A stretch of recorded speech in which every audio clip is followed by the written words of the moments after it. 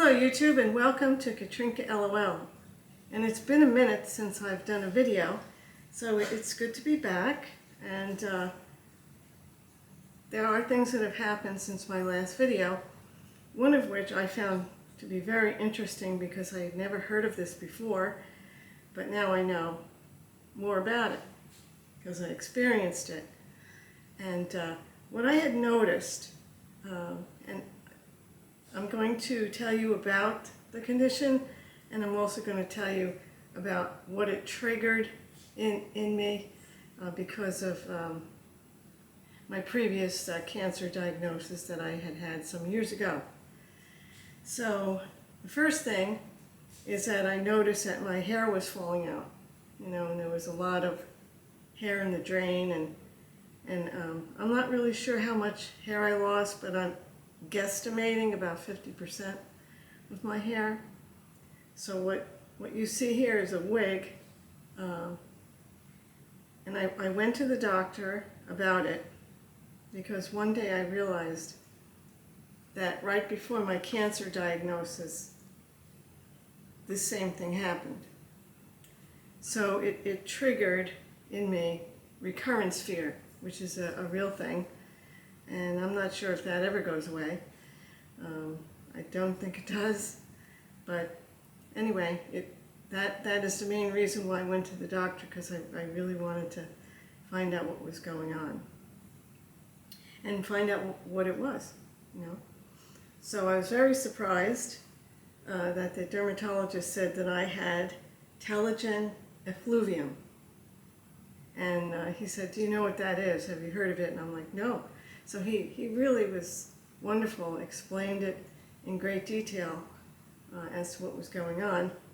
And what he did was he searched, in my medical history. He asked me questions to find either a surgery or a trauma or, some kind of illness or hospitalization or something that would have impacted my body, because he said that kind of thing can trigger this hair loss, because his explanation was the body decides that it's going to go towards healing rather than maintaining the hair on your head, which makes sense, doesn't it?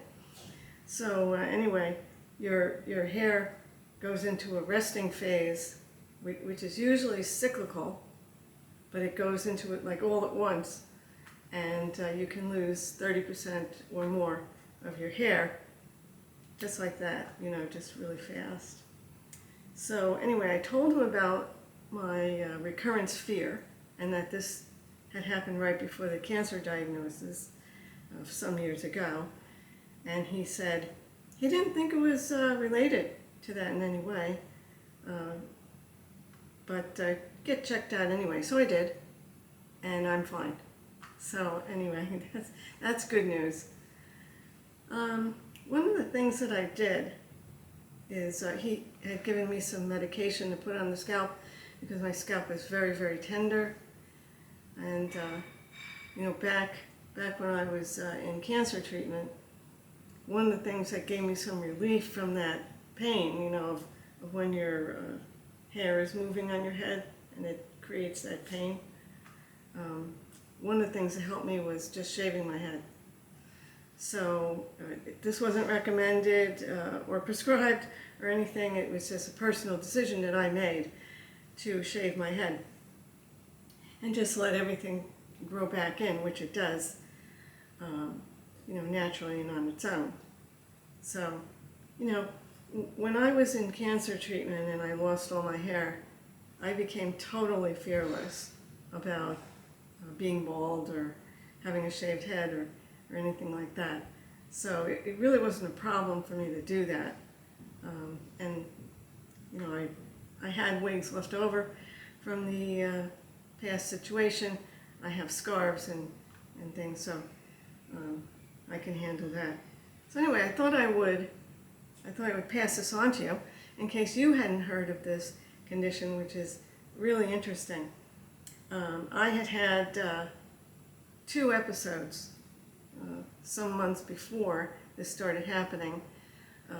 One and they were both respiratory infections, and one was having flu A and B at the same time, and I think that's what did it.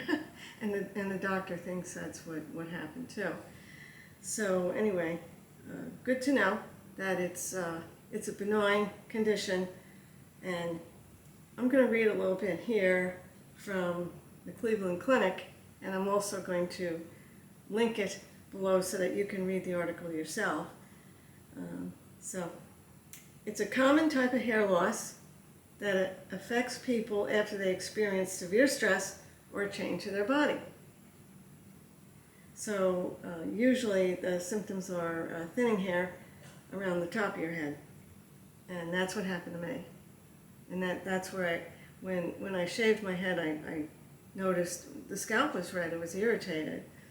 So I'm able to put the medication on, which is a steroid, onto my head, which doesn't cure this condition or accelerate hair growth or anything like that, but it just makes you more comfortable, which it did. Okay, so hair will typically grow back in 3 to 6 months without treatment. So this article explains the phases of hair growth and shedding, and you can read that. And it's pretty common.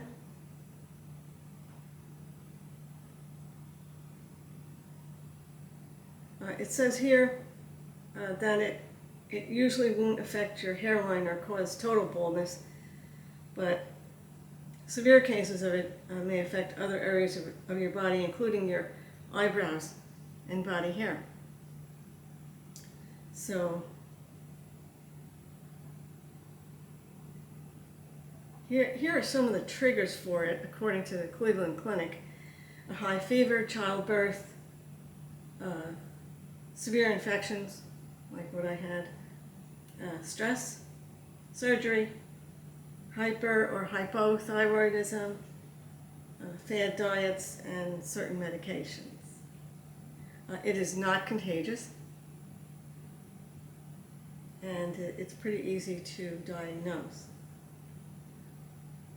So I think that I'm glad this happened, because the hair loss that I experienced prior to my being diagnosed with cancer, those two things were not related.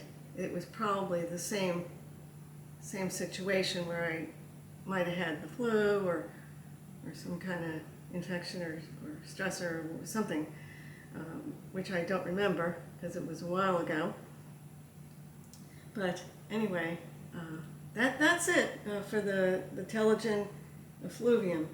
It lasts between 3 and 6 months, and I'm looking forward to my hair growing back, which it's already doing. One of the good things is that my hair dries very fast. It's like this long at this moment, so it's kind of easy maintenance. So anyway, I hope you enjoyed this video. If you did, like and subscribe, and I'll see you in the next video.